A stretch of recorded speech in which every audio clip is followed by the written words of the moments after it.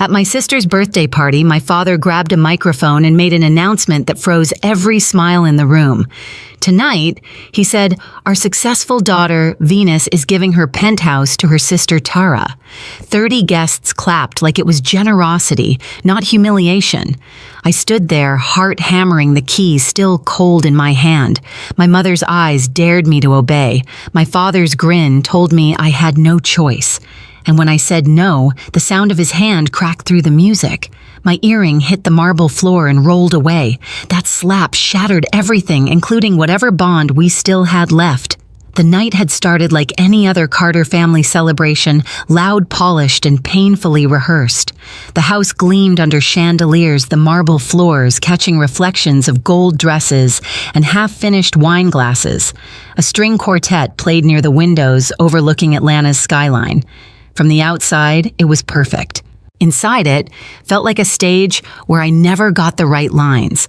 2 hours before that slap, I'd arrived with a bottle of vintage wine and a polite smile. My mother barely looked up. "Oh, good, Venus, just put it on the bar," she said, fussing over the dessert table where my sister Tara stood, surrounded by friends. Tara laughed loud, the kind of laugh that filled a room and demanded attention. Her fiancé, Ethan, leaned in to whisper something, and she swatted his arm playfully, her diamond bracelet catching the light. "You look tired," Mom added without turning around. "You work too much." "I lead a company," Mom, I replied softly. "It's supposed to be work." She hummed, distracted. "You should think about balance. Maybe help your sister get back on her feet. She's been struggling." That word struggling had become the family's excuse for everything Tara did. For years, she'd floated from one failed project to another, cushioned by my parents' endless support. Meanwhile, every time I achieved something, the applause was muted, followed by reminders to stay humble. I greeted relatives and family friends, the usual crowd who thought they knew us. Aunt Nancy pinched my cheek, still treating me like I was 12. "Still single?" she asked with a smirk. "All those degrees, all that success. But no man yet," I smiled thinly. "No, Aunt Nancy, no man yet." Her husband, Uncle George, raised his glass. "Maybe if you stopped being so intimidating, sweetheart. Men don't like that." Their laughter scraped my nerves. I found a quiet corner near the bar, pretending to check emails. Across the room, Tara basked in compliments.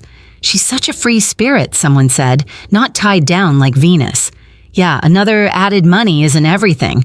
I sipped my wine and swallowed the bitterness burning up my throat. Dad moved through the room like a politician, shaking hands, grinning wide. He'd built his success on charm and control. When he finally reached me, his hand landed heavy on my shoulder. "You proud of your sister tonight?"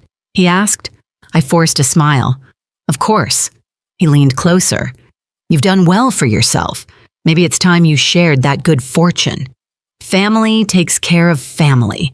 His tone wasn't a suggestion. It was a command wrapped in affection. I nodded, pretending to listen as he walked away to refill his drink. My pulse quickened. There was something in his voice, final rehearsed dangerous. The music swelled. People gathered for a toast, and I caught Tara's eyes. She looked almost nervous, almost guilty. Then Dad raised the microphone, and I knew. The night was about to turn into something none of us would forget. The sound of the microphone feedback cut through the laughter like a knife. Conversations stopped, glasses lowered. My father stood in the center of the room, his posture proud, his voice dripping with performance. "Tonight," he began, "we celebrate family generosity and the bond that keeps us strong." I already hated where it was going. I'd seen that gleam in his eyes before, right before he announced something that benefited everyone but me. He turned toward me with a smile that didn't reach his eyes. And what better way to show that bond than a gift from one sister to another? Our hardworking Venus has decided to give her penthouse to her sister Tara. The room erupted in applause and gasps. Some clapped out of shock, others because that's what you did when the patriarch told you to. Cameras flashed. Someone shouted, "That's incredible!" I froze, glass still in my hand, my smile stiff. For a second, I thought I'd misheard, but then Tara covered her mouth in mock surprise. "Dad really," she said, voice trembling just enough to sound sincere. My mother dabbed at the corner of her eye, whispering, "This is so beautiful." My stomach twisted. I could feel 30 pairs of eyes turn toward me, waiting for me to nod and play along. My father extended his hand expectantly, his palm open like a demand. "Come on, sweetheart," he said into the mic. "It's only fair. Your sister's been struggling. You can always buy another one." Something in me snapped. The years of silence of smiling through their favoritism of writing checks and never being thanked, they all collided in that moment. I set my wine glass down the stem, trembling slightly in my fingers. "No," I said. My voice wasn't loud, but it was clear. The sound sliced through the applause like glass shattering. My father blinked confused at first, as if the word didn't register. "What did you say?" I straightened my back, the weight lifting off my shoulders with every syllable. I said, "No, I'm not giving away my home." A ripple of whispers spread through the crowd. Aunt Nancy's mouth dropped open. Uncle George muttered, "Ungrateful." My mother's voice cut through them. "Venus, don't do this. You're embarrassing us." I turned to her. "I've supported this family for years. I paid for half of this party, the wine, the chef, everything. But this is mine." Tara's eyes glistened fake tears. "Venus, please, it's not like that." But it was exactly like that. My father's smile vanished. His jaw locked tight, microphone still in hand. "You're defying me," he said. Stepping closer, his voice dropped low, but the room was so quiet everyone heard it. Before I could move, his hand came fast and hard. The sound echoed. My head snapped to the side, my skin burning.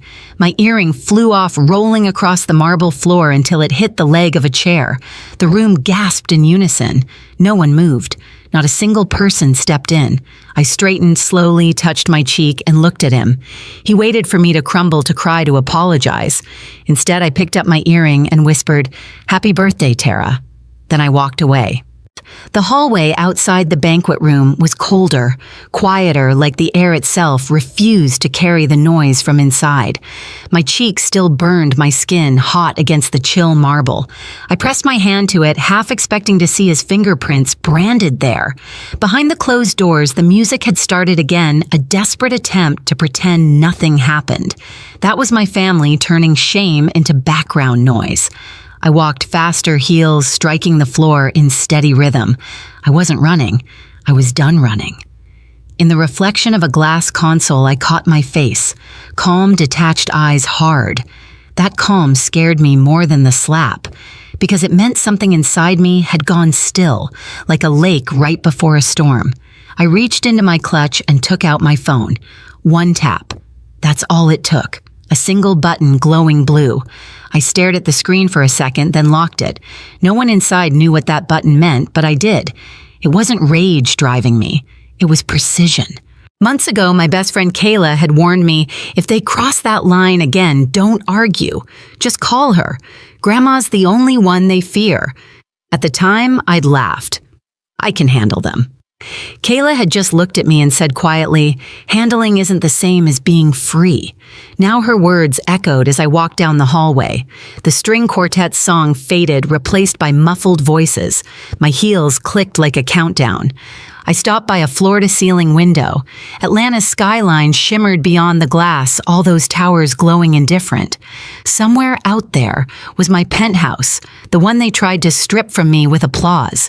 My reflection stared back, half in light, half in shadow. The elevator chimed. I stepped inside, pressed the lobby button, and watched the doors close. My pulse slowed. Every floor that passed was another layer of control sliding back into place. In the lobby, the air smelled like white lilies and expensive perfume. I leaned against the marble wall and exhaled for the first time. A text buzzed on my screen. "On my way." I typed one word back. Then I turned my phone face down, slipped it back into my clutch, and walked toward the glass doors. Outside, the summer night was still warm, but I felt nothing. As I crossed the driveway, headlights swept over the entrance. A black sedan pulled up and a woman stepped out, tall, composed hair silver under the lights. She didn't look at me. She didn't have to. I nodded once. She nodded back. Inside, laughter still spilled faintly from the windows. In 30 minutes, that laughter would stop. And when it did, everyone in that room would finally understand what happens when you try to humiliate the wrong daughter. The quartet was still playing when the doors opened, but every note felt hollow. The woman in silver hair walked in heels, clicking like a countdown. Conversations froze mid-sentence. "Daniel Carter," she said evenly. "Explain why you laid a hand on your daughter." My father lowered the microphone, color draining from his face. "Mother, it's not what you think." "Then tell me what I should think," Margaret replied. Her cane struck the floor once. "You humiliated Venus. You demanded her home like she was an ATM. Her eyes swept the guests, and every one of you applauded." The silence that followed was heavy. Even the quartet stopped. My mother stammered, "Mom, please, it was a misunderstanding." "Be careful with that word," Margaret said. "You've used it to justify cruelty for years." My father straightened his tie. It was family business. She overreacted. I stepped out from the doorway. I said no, I told him. "That's not overreacting. That's setting a boundary." Margaret turned toward me, but didn't interrupt. She just raised her chin and declared, "You have 5 minutes to find her earring." A gasp rippled through the room. Tara dropped to her knees instantly, her gown dragging across the marble. Guests shifted, unsure whether to help or hide. My father's jaw twitched, eyes darting between his mother and the crowd filming him. "Mother, this isn't necessary," he said, voice rising. "It's absolutely necessary," she replied. "When a man strikes a woman, he kneels to pick up what he knocked down." No one moved. Even the air seemed to wait. Tara crawled a few steps, searching beneath tables. Her mascara streaked down her face. My mother whispered her name, but didn't dare move closer. Phones were up now, every angle, every second streaming online. "Enough," Margaret said. "Stand up, all of you. This family has mistaken obedience for respect long enough." She faced my father directly. "You run a company, Daniel, not a kingdom, and as of this moment, you run neither." He blinked. "What are you saying? I'm rewriting my will tonight. My estate, my accounts, everything goes to Venus." Shock rippled like wind through glass. My mother gasped. Tara froze. "That's insane," my father barked. "You can't, I can, and I will." Her voice didn't rise. It only sharpened. "You embarrassed me. You broke your daughter's dignity in public. You will live with that mirror." He tried to laugh, but it cracked in his throat. "You'll regret this."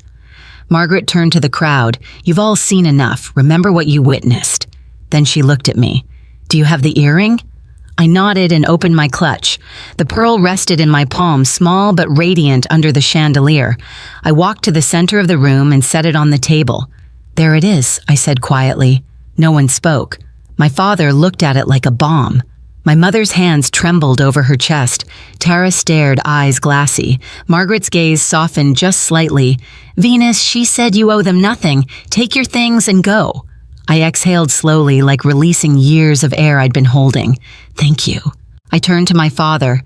"You wanted obedience. You got silence instead. I hope it echoes." He took a step forward, desperate. "We can fix this," he said.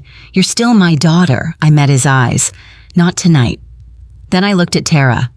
"You could have told him no. You always could have."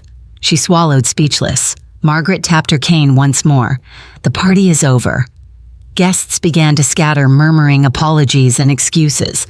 The quartet packed their instruments quickly. Even the air conditioning sounded like it wanted out. I met Margaret by the door. Up close, her expression was fierce but proud. "You've done well," she whispered. "They finally saw who you are." "And who they are," I answered. She nodded. "Tomorrow, we'll sign the paperwork." I gave her a faint smile. "Make sure you rest tonight." She squeezed my arm lightly. "You too, child." As I walked out, the sound of heels and whispers trailed behind me. The night air hit my skin, warm, sharp, with the scent of cut grass and car exhaust. I looked back once through the glass wall, my parents frozen in the aftermath, Tara still kneeling, the pearl glinting under the chandelier. It didn't look like victory. It looked like release. A black sedan waited outside. Kayla leaned against it, arms crossed. So she asked. "It's over," I said. She opened the door. "Let's go home." As we drove off, the house shrank in the rearview mirror, its windows glowing like fading embers. My reflection overlapped with the skyline ahead, calm, steady, untouchable.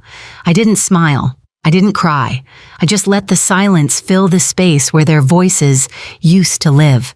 By morning, the video had gone viral.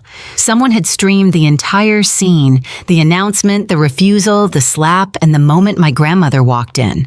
It spread across every platform with captions like, "Father slaps daughter over penthouse gift," and "Family party turns into public meltdown." Reporters camped outside my parents' house by noon. Dad's business partners withdrew from pending deals. Mom's charity board quietly asked her to step down. Tara's engagement evaporated overnight. Ethan's family released a statement about values and stability. I didn't comment. I didn't need to. The world was saying everything for me.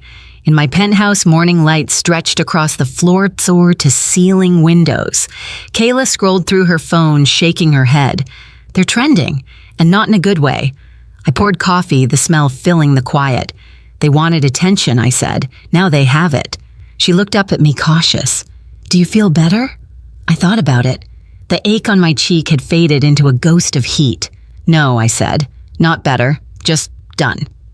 A new email blinked on my screen from Grandma Margaret. Subject finalized. Body, the paperwork is complete. Everything is under your name now. Rest. I closed the laptop, leaned back, and let the stillness settle. For the first time in years, silence didn't feel like punishment. It felt like peace. That evening, the city glowed beneath my windows like a map of everything I'd survived. I stood there holding the pearl earring between my fingers, its smooth surface cool against my skin. Then I fastened it back into place. The reflection in the glass looked like someone I finally recognized. People think revenge is loud, that it burns and destroys. They're wrong. Real revenge is quiet. It's choosing yourself and never looking back. I picked up my phone, typed a message to Kayla, "Dinner tomorrow." She replied with a heart. I smiled. "If you've ever had to walk away from people who were supposed to love you," I whispered, "you're not alone."